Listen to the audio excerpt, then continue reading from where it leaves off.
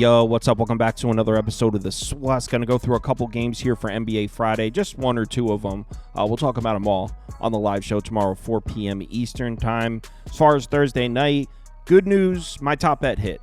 Celtics team total over 120.5. Got the worst of the number, didn't matter, still hit. I'm going to be posting those every day, by the way. A couple people asked, so I'm just going to post my favorite bet of the day every day.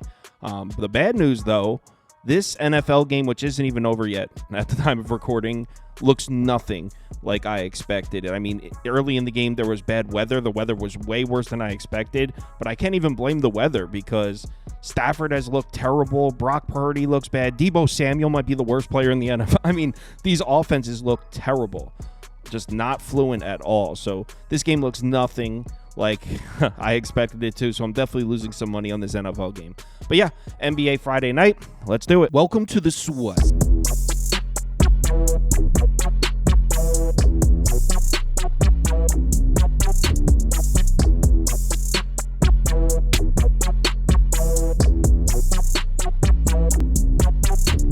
Hey, get the sauce. All right, let's start out with Pacers-Sixers. This one's in Philly. Sixers are laying 6, 5.5, 6, 6.5. This line's kind of all over the place here. It opened at 5.5. For the most part, it's now moved up to 6.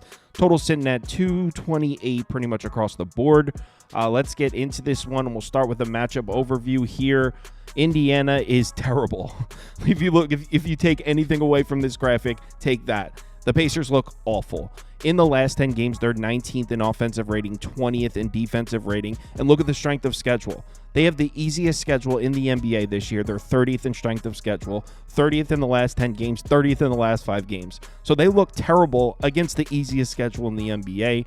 Meanwhile, I mean, let's not act like shit is all sweet in Philadelphia. The Sixers have had their problems, but in the last 10 games, they are 8th in defensive rating. They're actually 2nd in defensive rating in the last 5 games. So Philadelphia playing some defense, and they're doing it against a much stronger schedule than the Pacers are seeing. In terms of injuries, nothing new here on the Pacers front. Same guys out: Shepard, Isaiah Jackson, Nesmith, all still out for Indiana. On the Philadelphia side, Joel Embiid looks, well, actually, I don't want to say it until I physically see him on the court, but it looks like Joel Embiid is going to play in this game.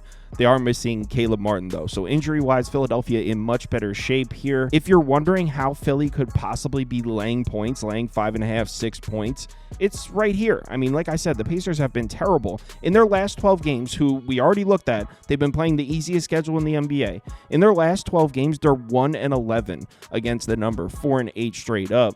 Meanwhile, Philadelphia, we were just looking at their defensive rating. Seems like the Sixers may be getting their shit together a little bit. They're 5-0 against the spread in their last 5, 4-1 straight up. So these two teams are on complete opposite trajectories here. The crazy part is, on paper, this actually should be a pretty decent matchup for the Pacers. We know the Pacers like to get out in transition. Philadelphia, not the best defense in transition. Also, the Pacers like to attack the rim. Plays into the weakness of the Sixers defense. Although, I think their rim protection should be better now that Embiid is hopefully going to be playing more. He's playing in this game. That certainly helps their rim protection, but the Pacers attack the rim. That's the weakness of Philadelphia's defense. In the last 10 games, they're 27th in defensive efficiency at the rim. So it's not even a bad matchup for the Pacers on paper, but like I said, you throw Embiid on the floor, I think that fixes some of Philadelphia's problems down low. And also, this Pacers team is just, you just can't bet this team right now. 1-11 against the spread in their last 12. Also, if you look at the frequency numbers, last 5 games, Pacers 19th in shot frequency at the rim. So they haven't even been really attacking the basket like we're used to seeing them do. They've actually been settling for mid-range shots. If you look at this next graphic, 10th in mid-range frequency in the last 5 games. That actually plays into the strength of this Philadelphia defense. So yeah, this is just a pure fade of Indiana, and I'm down to bet on Philly right now. They're trending in the right direction. I bet the Sixers. If you can get a 5.5, take it. I got it at 6. Sixers -6. Next game, Lakers on the road in Minnesota. T-Wolves are laying 8.5 points at home. Total sitting down at 214.5.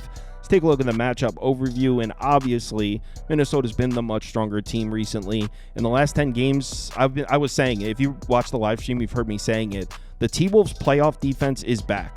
In the last 10 games, they are 1st in overall defensive rating, and look at the strength of schedule in that span. 2nd. So they've been playing the best defense in the NBA against one of the strongest schedules in the NBA. Meanwhile, the Lakers, as I'm sure you've heard, having all kinds of problems here. In the last 10 games, 26th in offensive rating, 24th in defensive rating. So no question, quick glance at this graphic, we know Minnesota has been superior to the Lakers, playing much better basketball than the Lakers are right now. And the Lakers are going to be without LeBron James in this game. He's been ruled out. This will be the second straight game he's missed, second game he's missed of the season. Vanderbilt's still out, but he's been out. That's new. I don't think he's played all year.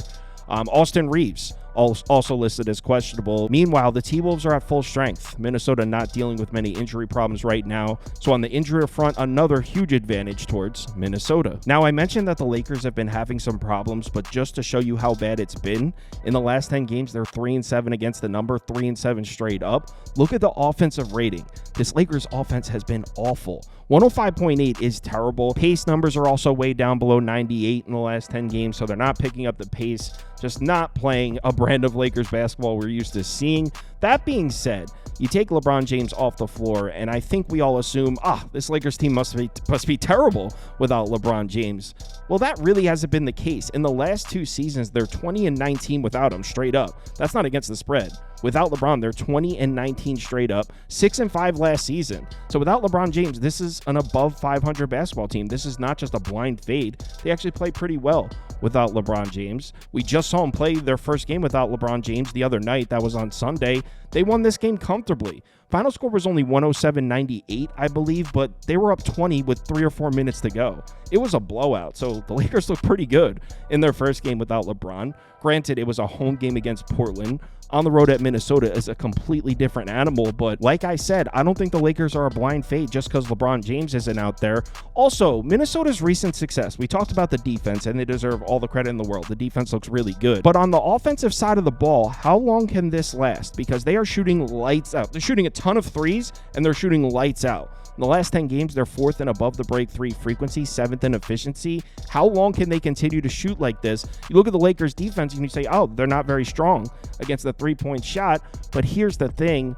Without LeBron James out there, I mean, you're going to be seeing different guys get the minutes. I'm not a LeBron hater or anything, but I think not having LeBron out there, sure, it hurts the offense.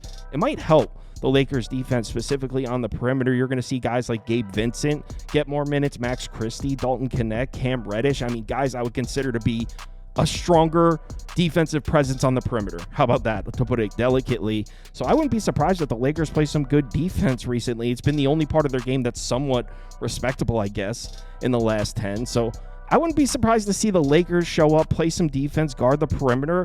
Minnesota's 3-point shooting, this can't last forever. They're not the Golden State Warriors.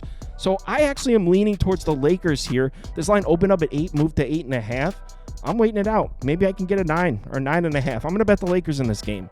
I'm on the Lake Show. I know it's disgusting. Everyone's going to hate it, but I'm taking the big number. Live show, 4 p.m. Eastern time. We'll go through every single NBA game. I got Ski coming on, Crispy Cappin. Also, we'll go through some college basketball. If you're able to make it, would love to see you in the comments. Let's have ourselves a good one. Let's make it 2 in a row. Kyle's favorite bet of the day. Please remember to bet responsibly. Hit me up in the Discord if you need me.